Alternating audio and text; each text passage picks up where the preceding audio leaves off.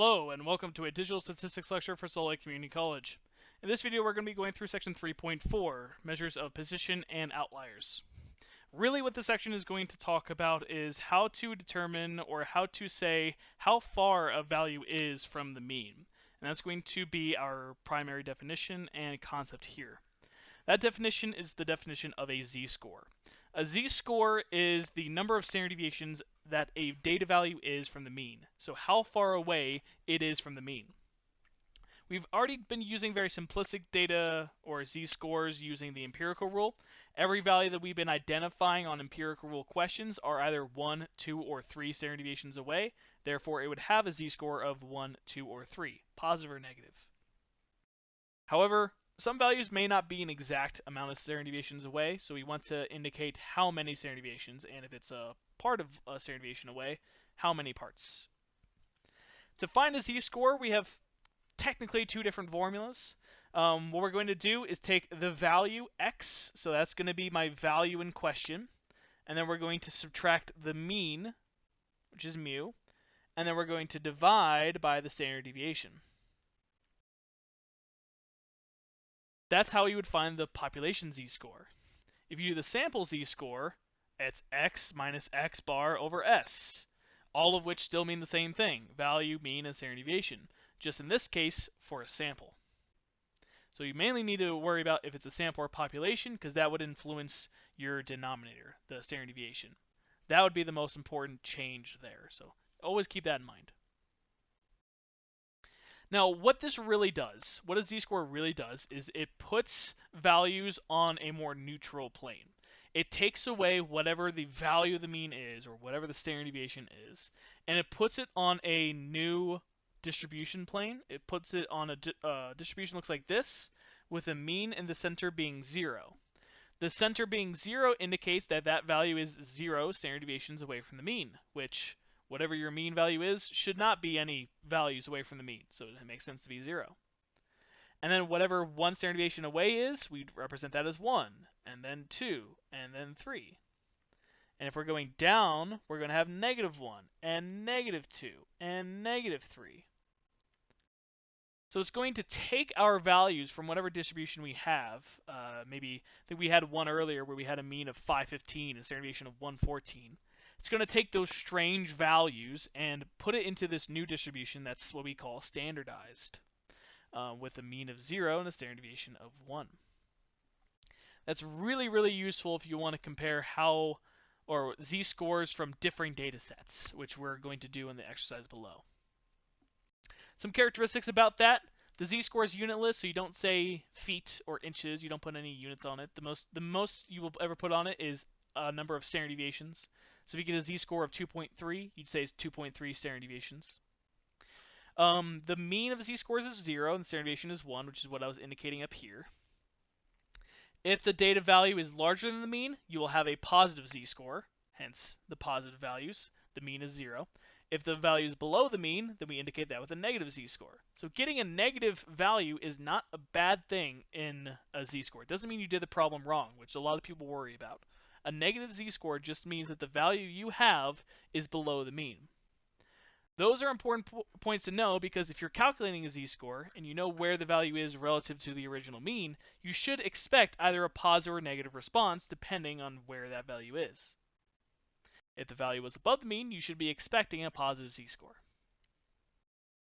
And lastly, it can be used to compare values on different scales. That's incredibly important and one of the most important and useful things about a z-score. It will allow us to take data sets that have completely different means and standard deviations away from each other and put them into one comparison. For example, if you're doing wrestling, wrestling has different weight classes.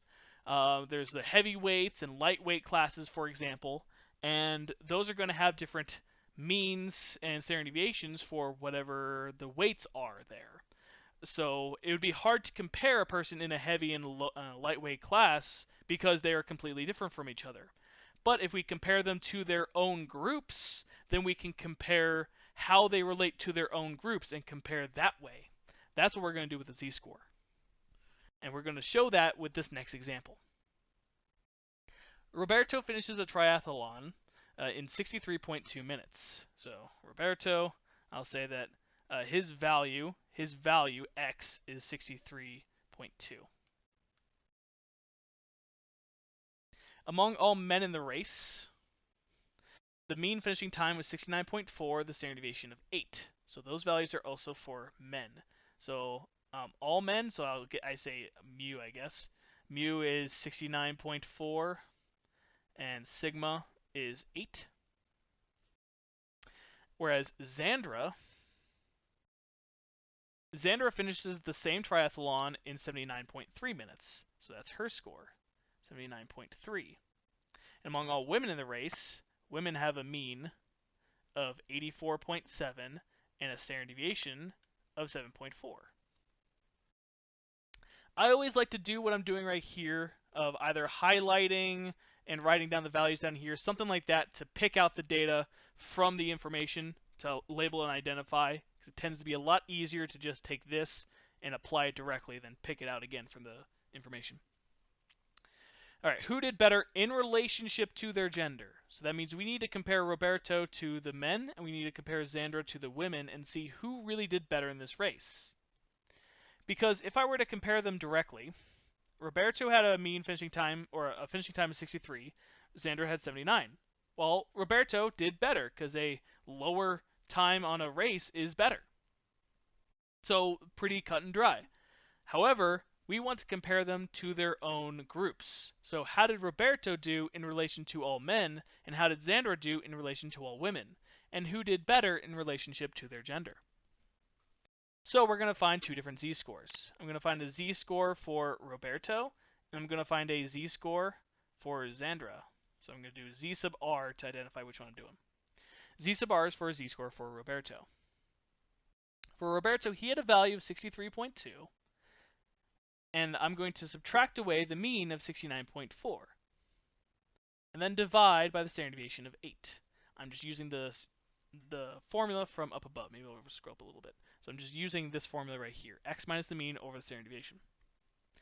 Notice that Roberto's value is below the mean. It is about 6 numbers below the mean. Since his value is below the mean, I should expect a negative number from this. So what I'm going to do is be careful with this. I'm going to use 63.2 minus 69.4, and I get negative 6.2, and then I'm going to divide that by 8. And I'll get a z-score of negative 0.775. Don't know how many decimals I want, but that's not that many, so let's write them all down. Note that there are common mistakes with this. For example, what I often see are people doing this, 63.2 minus 69.4 divided by 8, and they get an answer of 54.52. Now, firstly, that should feel wrong already because the z-score should be negative, so it not being negative is already wrong. Secondly, that's way too big. Most z-scores are usually around negative 3 to 3 standard deviations, so between negative 3 and 3. That 54 is absurdly large. The reason this happened is because the calculator is following the order of operations. What it actually is doing in that previous operation, it would technically do 69.4 divided by 8 first, because by the order of operations that would be done first, and then it would take that result and subtract that away from 63.2. That's not what we wanted to do. We would like it to do parentheses 63.2 minus 69.4, end parentheses. So take all of that stuff on top, then divide that by 8. That gives us our z-score. Or, like I did before, just do the subtraction, hit enter, and then divide by 8. Either way, be careful. For Xandra, her z-score, or her value is 79.3, minus the mean for them is 84.7, divided by 7.4. So we'll calculate that over here. I'll do it all in one. Parentheses 79.3 minus 84.7, end parentheses, divided by 7.4. I get a mean of, well, the last one was in 3 decimal places, so I'll keep this at 3 as well. Negative 0.730, I guess. If I round to 3 decimal places. Now, that doesn't mean we're done. We haven't answered the question at all. We found z-scores for Roberto and Xandra. We haven't answered the question of who did better. Now, this one's a little bit weird, but what we want to keep in mind is that when you finish a race or when you're in a race, the lower the value you have, the better.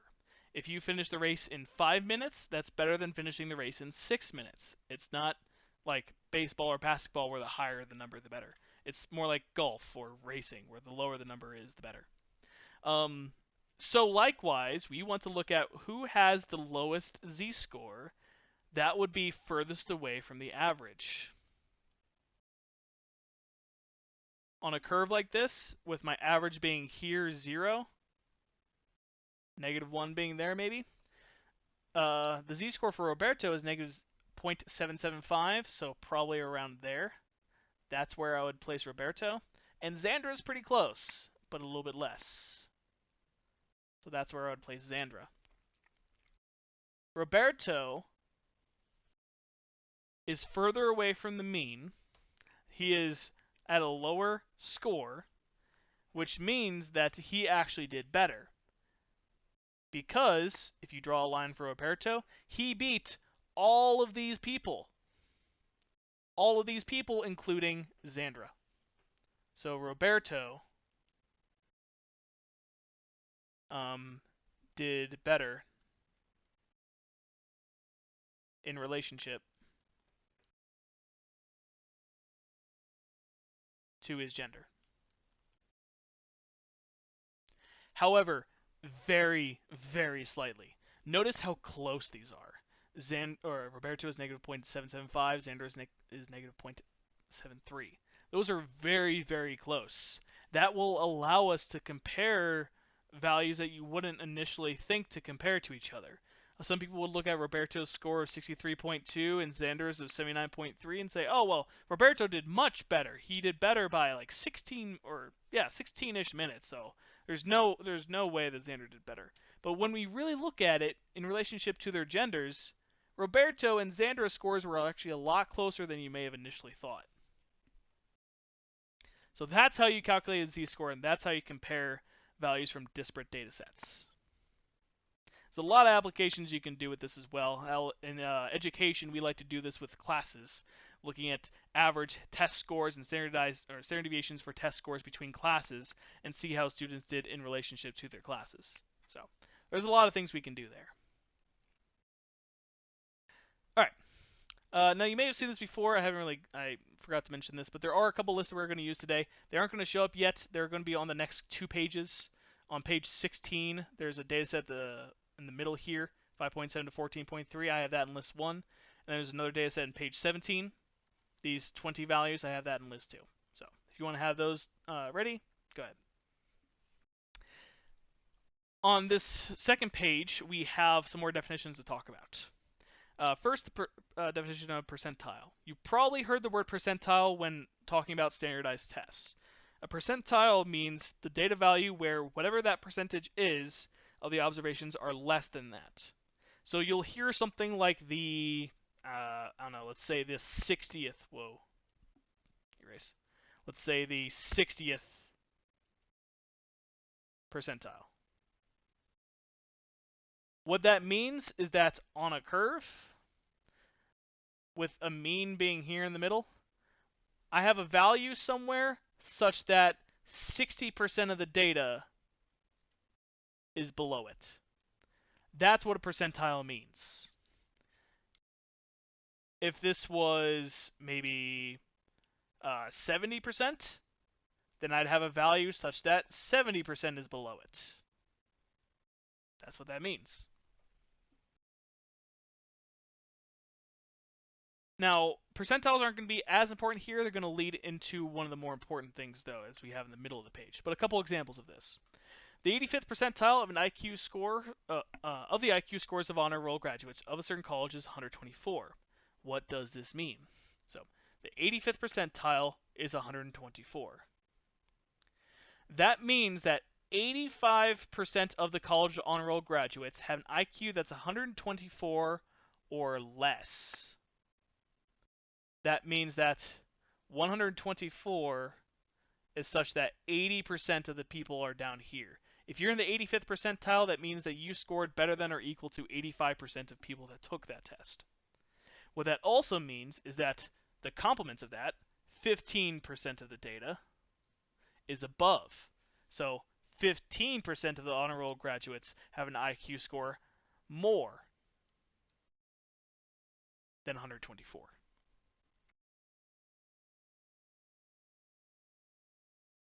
Another example, but it's the same application. The 80th percentile of distance students drive to get to college is 12.4 miles. What does this mean? Well, that means that 80% of the students drive 12.4 miles or less, and thus 20%, so 100 minus 80,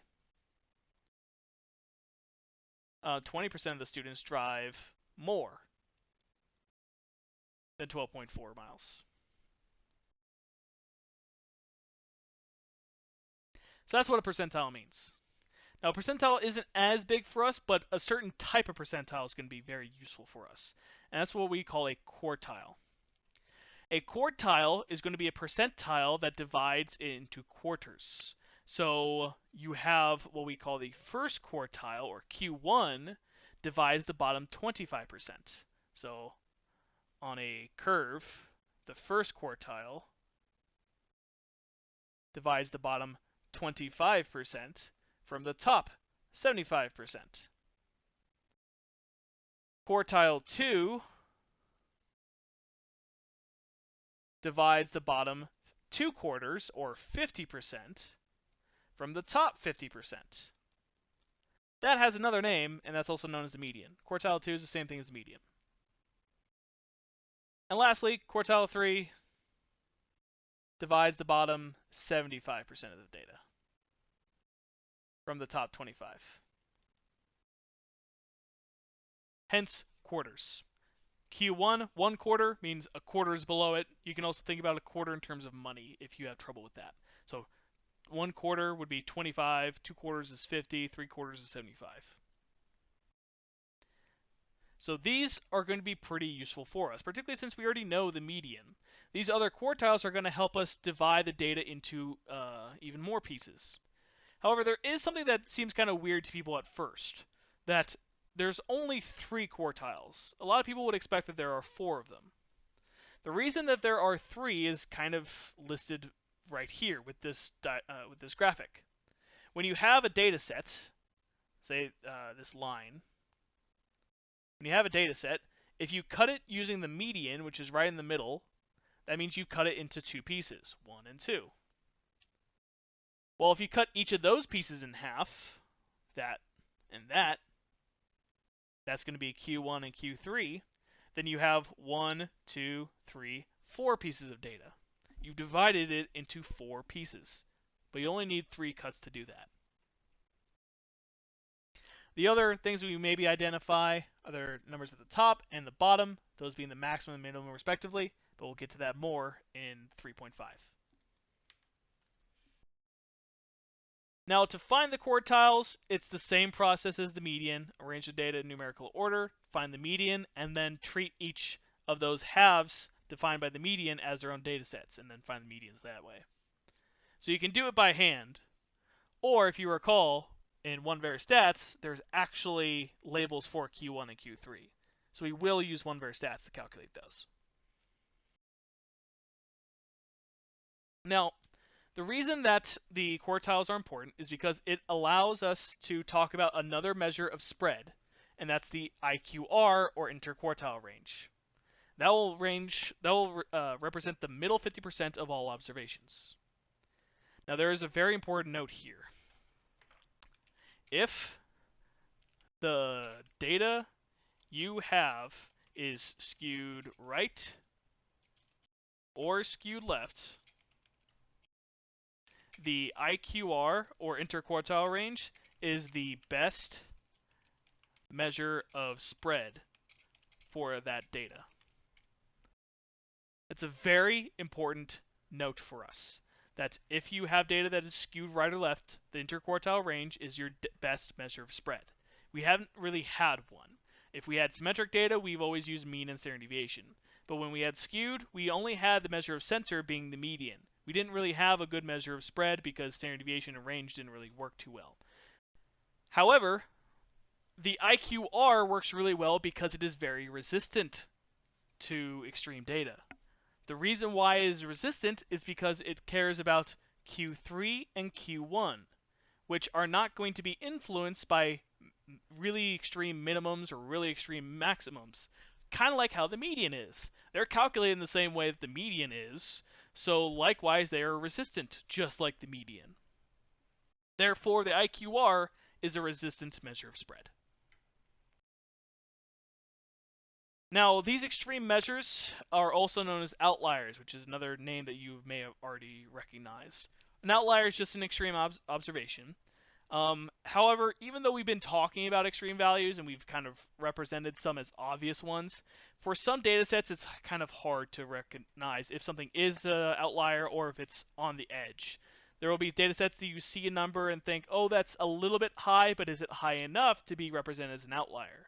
And if it is an outlier, the question then becomes, do we keep it in the data set or do we remove it? In order to find an outlier, the primary method is to calculate what we call fences. You can think about this like fencing your yard. When you have your yard or your garden and you put a fence around it, you're identifying what you own and what you work with. Anything outside of that yard or your garden, you don't care about. If it's outside of your fence, it's outside of what you need to work with and take care of. Likewise for us, if we have information outside of what our identified fences are, we will calculate those as outliers. We will say that they are outside of the majority of the data. To calculate the fences, we have these formulas. The lower fence will be found by taking Q1 and subtracting 1.5 times IQR. And the upper fence is Q3 plus 1.5 times IQR. Notice the difference of which quartile we use, and then the subtraction or addition. Now, where these formulas come from is kind of arbitrary. Some statisticians even use different formulas than this for fences. It depends on what you really want to identify as outliers. But this is generally the method of calculating outliers with these kinds of fences. There's no exact mathematical reason as to why we explicitly do 1.5 times IQR and why we don't do 1.4 times IQR or something like that. And some statisticians even use other methods involving z-scores to calculate outliers. But this will be our primary method, and keep in mind that for tests and stuff, these quartile formulas are on your notes and on your formula sheets, so make sure you just recognize them and know how to use them, which we'll go into.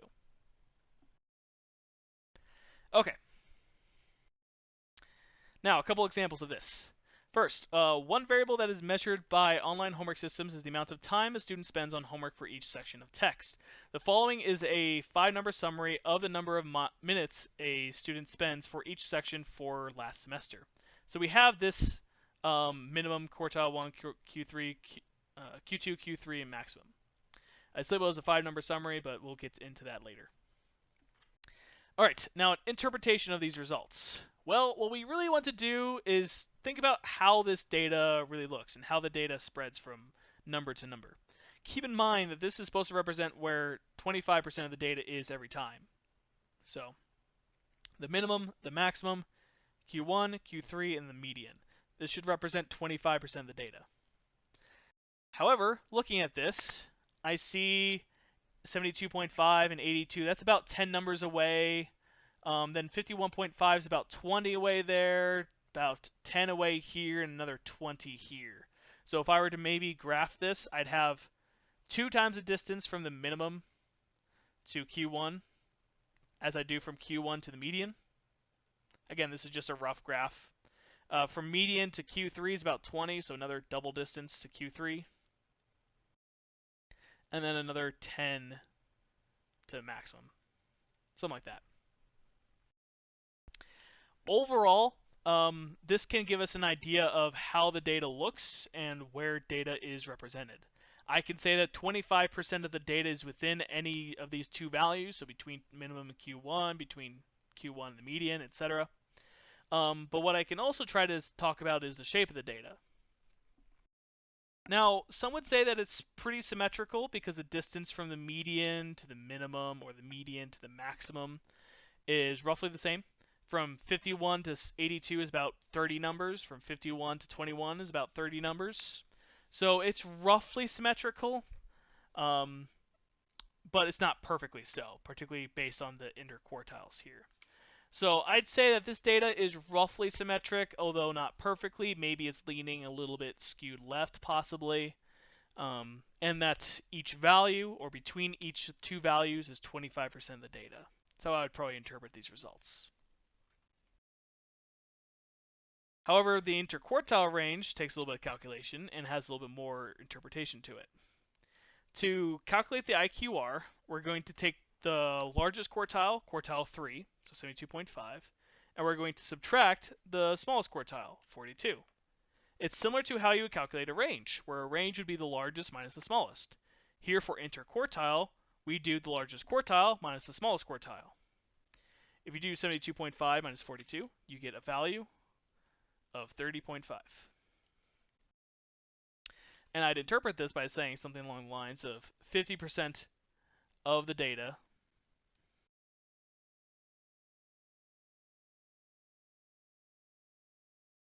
is within 30.5 values or between 72.5 and 42.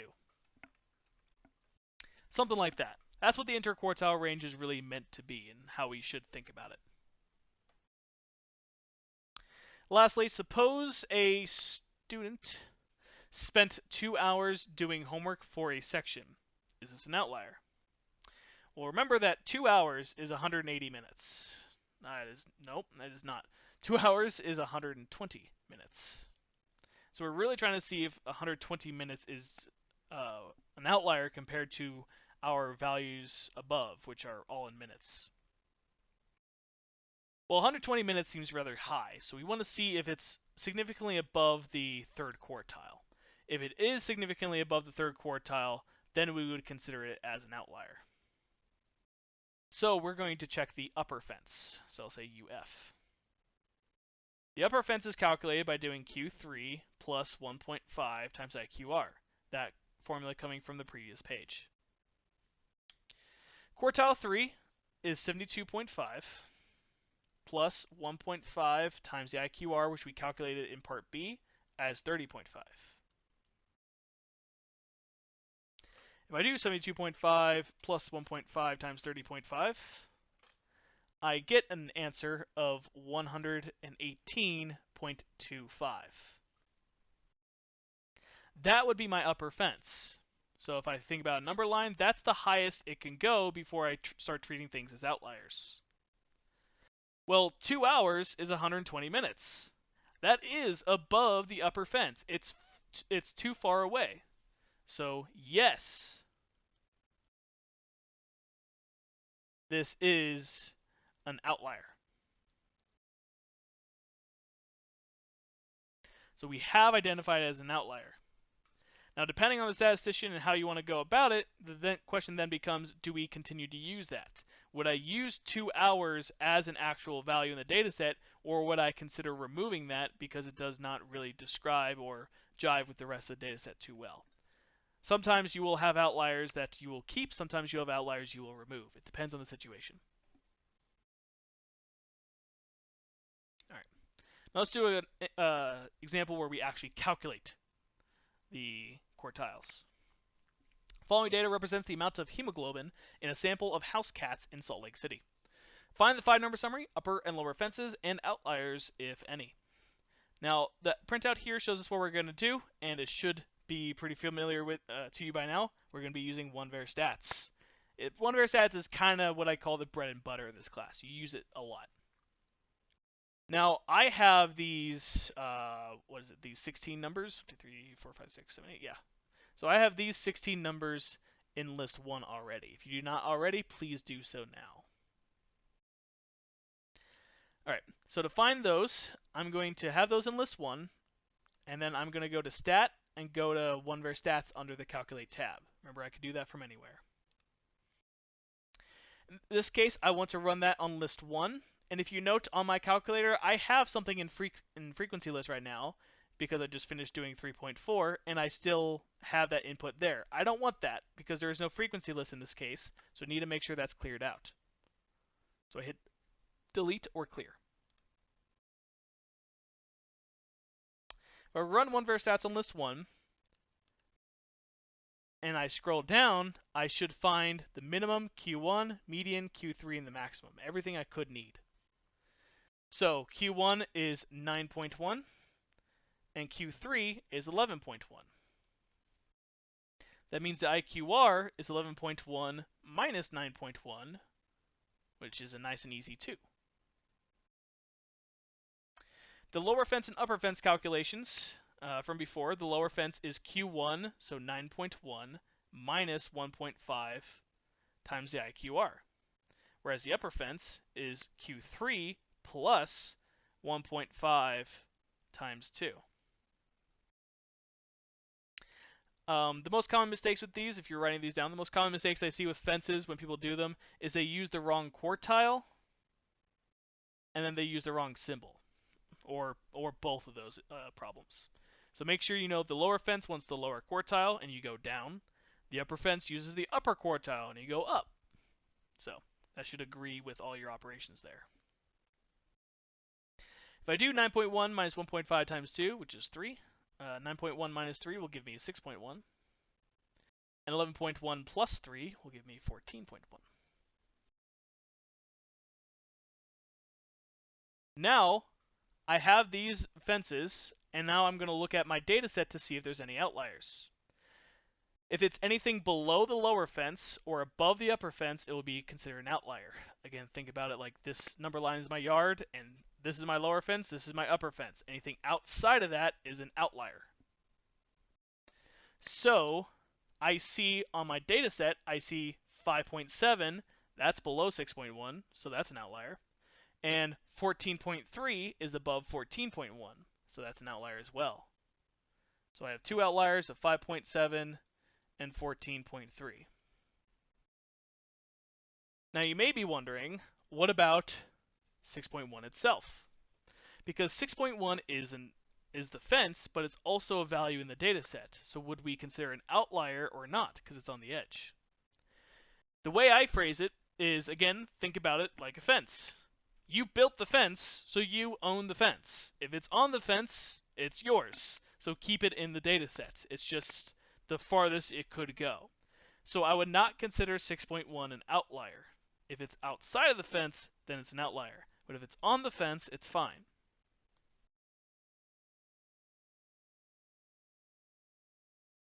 All right. Now we have one more page here on page 17. And this data set I have in list 2. If you haven't already, I recommend pausing the video, trying this question on your own, and then unpausing and seeing how you did. A credit card company has a fraud detection service that determines if a card has any unusual activity. The company maintains a database of daily charges on a customer's credit card. If a day's worth of charges appears unusual, the customer is contacted to make sure the credit card has not been compromised. The company uses upper fence as the cutoff point for daily charges that must be exceeded before the customer is contacted. And this is true. This is really what is done, honestly. All right. So notice that it says that they use the upper fence as a cutoff point. They don't really care about the lower fence because if you don't spend too much, they still don't think it's stolen. So the upper fence is our cutoff point, which is what we want to calculate. In order to do that, though, we need to take this data set and we need to find a few things. We need to find Q1, we need to find Q3, and we need to find the IQR. Now, you may be asking, well, why do we need Q1 if I don't need the lower fence? Well, I need Q1 in order to find IQR, which I need to find the upper fence. So I do need all of these things. All right, so I have that stuff in list 2. If you don't already, please do so. It should be 20 numbers here. I'm going to go to stat, calculate one var stats, and then I'm going to run on second 2 to get list 2. Remember, there's no frequency list, so make sure that's blank. I run that. Most of this is not important for me, but I do need both the quartiles of 84 and 138 respectively. And then I can find everything else I need. I have 138 minus 84, That will give me 16 plus 38. That will give me 54.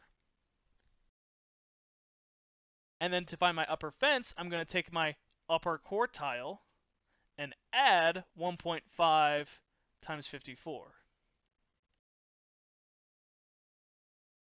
Remember, this formula for upper fence, you won't need to memorize the formulas, but to make sure you know how to get them. This formula is just coming from the previous 2 pages.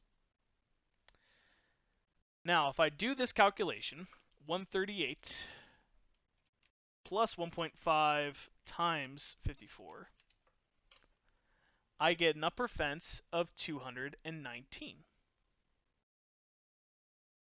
Now, that is my upper fence. Anything that exceeds that would be considered an outlier. So my cutoff point is 219, I'm supposing, dollars.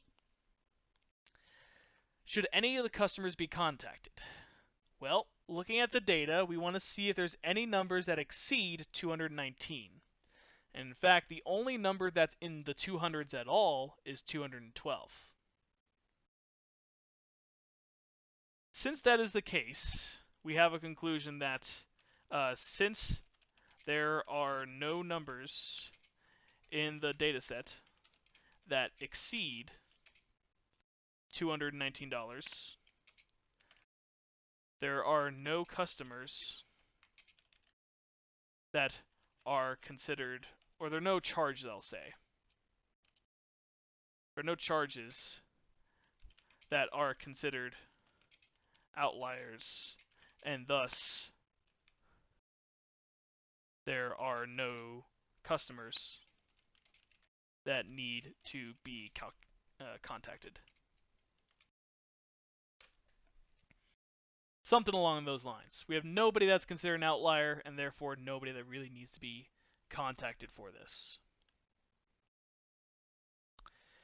Alright, with that said, that's everything for section 3.4 for how to deal with calculating z-scores and quartiles. With that said, you should be able to go through the homework at this point for section 3.4, so go ahead and try that before you move on to 3.5. If you have any questions, feel free to put in the comments below or ask your instructor. But with that said, I hope you have a nice day.